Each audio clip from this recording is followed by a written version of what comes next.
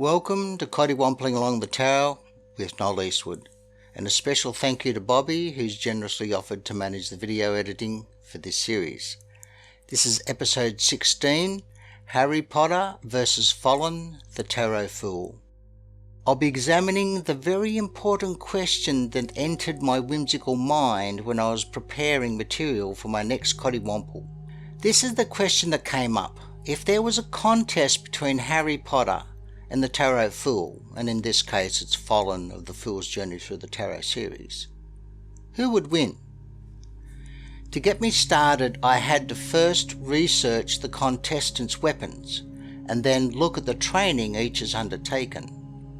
So let's look at the history of the magician's wand. There's very little information on the early use of wands, but what we do have is from around 900 BC, and there are images of a balsam which was used by Zoroastrian magicians during religious ceremonies. So the balsam was a slender bundle of sticks, a little bit like a hand broom, so it'd be about that round and about that long. And when you go bushwalking, you don't carry a broom with you to sweep out your tent. You go to a bush with some dry twigs and you bundle them up and tie them up there, and they sort of bush out here, and you use it as a whisk like a hand broom. Looks a bit like that, but it probably wasn't that anyway. Homer of the Iliad and the Odyssey around 800 BC wrote that the Greek gods, including Hermes, Athena and Circe, a sorceress, used rods for magical purposes. So historians are uncertain of the shape or form of these rods, or what we might now call a wand. Perhaps these magical rods were actually the pilgrim's staff, or more likely a royal scepter. In those days, kings had magical powers, therefore a king's scepter, which would be like a staff, would no doubt have been also have magical powers. Yet again, those rods may have originated from the dowsing rod, made from either a long branch called a bob, which would be like half a metre long, or a forked branch, which is like comes down and then branches out here, and you hold it this way, and they both bob up and down when you reach, usually it's water dowsing. The use of the dowsing rod was clearly evident in an 8,000-year-old rock drawing in the Atlas Mountains of North Africa. Now that's another rabbit hole I just had to go down. I'll probably write it up as a newsletter or as a Coddiwompling video. And dowsing is something I've done in the past. It's, as I say, it's another rabbit hole. In the Middle Ages, religious artifacts were objects of extreme fascination, of course, as they are today. You could go and buy a bone of a saint, but it'd be expensive, I suppose. So too, you can go and buy a piece of wood from Noah's Ark or a nail from the cross of Christ's crucifixion. So holy relics throughout history have been considered to have held magical powers. Example of a magical wand comes from the Australian Aboriginal sorcerers who used a human shin bone for casting spells. The sorcerer would point the bone, and the person thus cursed would die within a week. Printing, using the innovative movable type of the Gutenberg press back in the Renaissance period, the late Middle Ages, enabled the mass production of pamphlets, brochures and books. These were taken up with a fanatical fervour by the general public. Gutenberg set up his print shop in 1448. By 1500, there were more than 110 towns with printing presses, accounting for over 10 million books in that 50-year period. By the 15th century, occult pamphlets and booklets were hot sellers. These were particularly embraced by the literate English public. They contained titillating stories of magic, ghosts, love spells and potions, curses and incantations, and astrological almanacs with their good luck and bad luck days. They were all big sellers. One popular storybook was The Key of Solomon, a book of black magic called a grimoire, book of spells. Written in Latin in the 13 or 1400s, it came complete with spells, potions, pictures and descriptions of the magician's tools of trade. This is the instructions on how to make a magician's staff and wand. Quote, "The staff should be of elderwood, cane or rosewood, and the wand of hazel or nut tree, in all cases the wood being virgin, that is, of 1 year's growth only. They should each be cut from the tree at a single stroke, on the day of Mercury at sunrise. The characters shown should be written or engraved in the day and hour of Mercury. This being done, thou shalt say, Adonai, most holy, deign to bless and to consecrate this wand and this staff, that they may obtain the necessary virtue through thee, O most holy Adonai, whose kingdom endureth unto the ages of the ages. Amen. After being perfumed and consecrated, put it aside in a pure and clear place for use when required." This comes from the Greater Key of Solomon. Hot topics for the Renaissance period. During the Renaissance and Scientific Revolution, and we're looking around the same time period that the tarot was basically evolved in Europe, around 14th, 15th, 16th centuries. At this period, magicians had all but disappeared from the records, because if you put your hand up in this period of time during the Renaissance period, or Middle Ages, that you're a magician or an astrologer or a witch, you'd be burned at the stake, wouldn't you? So magic sort of disappeared for a while in this Renaissance Scientific Revolution period. And alchemists became quite popular. Alchemy was a pretty hot topic, because this is where they were our early chemists. This is where we get all of our chemical properties from. But then after a while they disappeared as Christianity and science took a stranglehold on all arts of magic. In the 1950s, Western magic returned to the world, when movie makers like Walt Disney made the magician and his wand famous. So too was the witch and her flying broomstick, which is basically another form of wand. A wand is not really designed for fighting. If we stick to the early grimoire storybooks, a wand was used for binding demons to the magician's will, throwing curses at a victim, summoning and exorcising ghosts and casting spells. You could, if you wanted, poke someone in the eye with it, but in today's world of practicing witches and magicians and wizards, a wand is used to assist in focusing intent in spell casting and other magical works. Training. Harry Potter's training was extensive. He attended a recognised and accredited school of magic. He took classes in spell casting, alchemy, witchcraft, herbals, and other things associated with witchcraft and wizardry. He didn't do push-ups.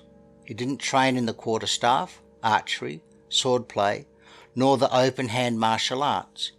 Nor did he practice meditation incorporating internal alchemy and the transmutation of his life force into raw power. Harry's focus was on magic as taught at Hogwarts School of Witchcraft and Wizardry. But both Harry Potter and Follin did learn astral travel and remote viewing across time and space. Follin, the Fool of Tarot, attended no formal classes in witchcraft or wizardry, nor that of spellcasting. In fact, he knows no spells or incantations at all. He is, however, thoroughly trained in the fighting arts of archery, swordsmanship, the quarterstaff, and you'll read more about the quarterstaff in the book I'm writing now, book 5 of the series, Wands, and martial arts of the open hand. His magic is of his own making, generated by the intense study and practice of Taoist internal alchemy. Now let me show you what I've found in terms of the weapons that Harry and Follin were trained in. The wand. Wands are generally small, like chopsticks. I'm sure that today they carry a warning on the package. Do not run with wand in hand. Keep away from children. Choking hazard. Follin has a ceremonial wand, just like Harry's, as do the other mages in the Tarot Empire. In Tarot, or in the Tarot wands, the minor arcana suit, the wand is actually a quarterstaff. So if you look at the pictures, you'll see a staff.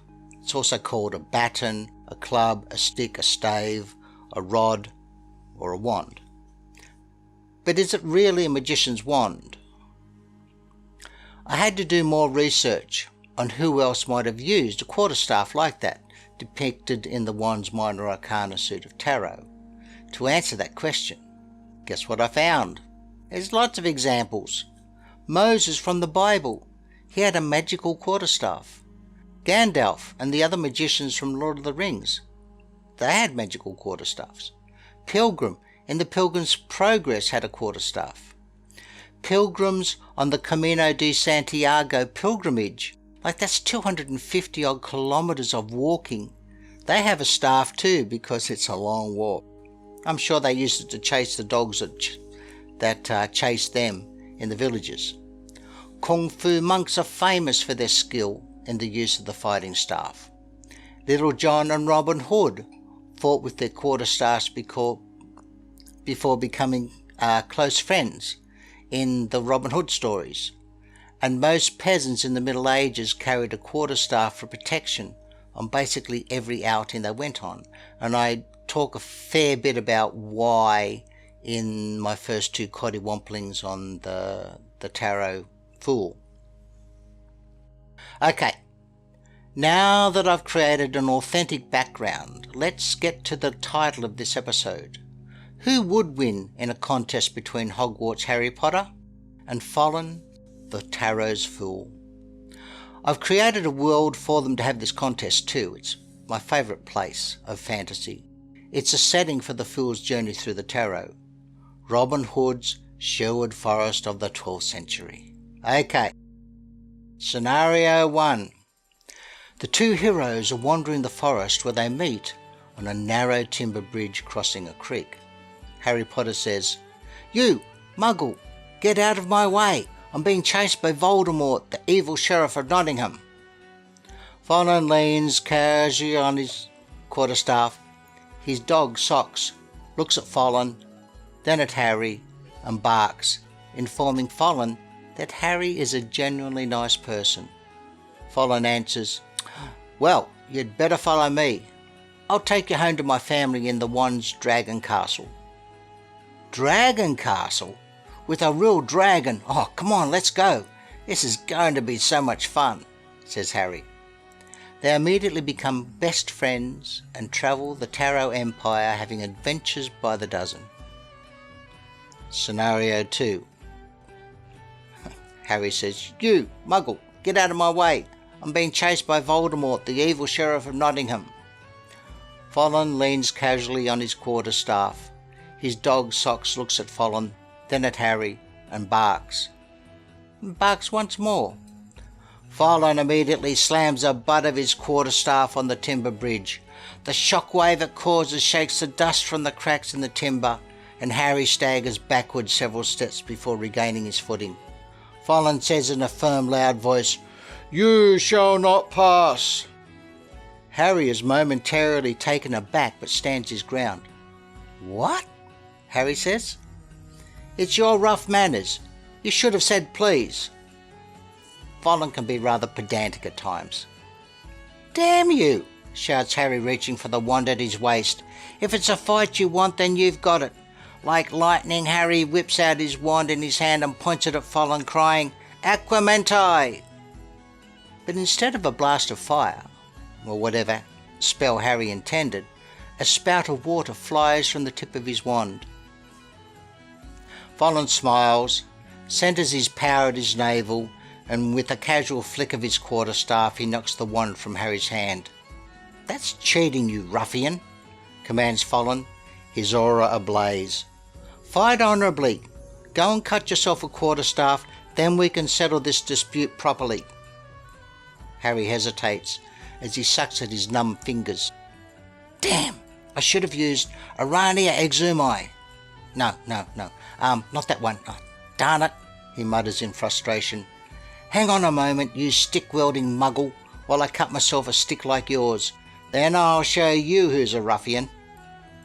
When Harry returns, he has a tree branch stripped of its bark and trimmed of its leaves. It's a rough-looking quarterstaff. They meet in the middle of the bridge, and within moments, Harry has been knocked into the creek, landing with a massive splash. You see, Harry is a master of spellcasting. He has a degree in magic, but we all screw up under pressure. Even Harry.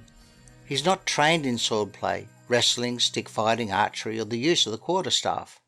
Follin is a master of them all, and has lived a life of hardship under the constant threat of violence, and can handle himself in any situation.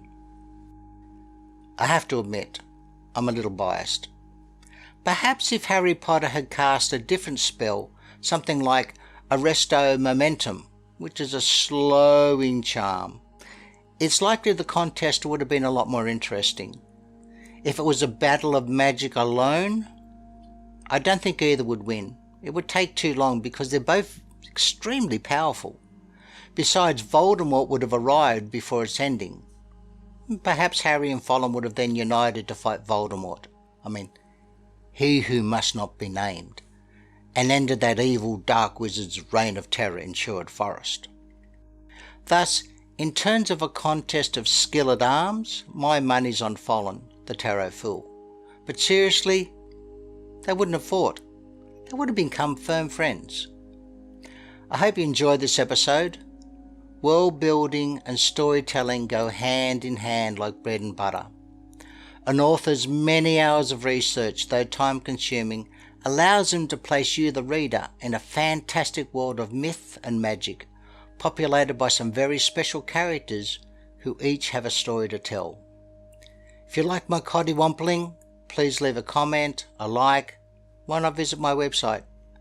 I hope to see you at my next Coddiwompling, episode 17, Fantasy World Building in the Tarot's Wand Kingdom.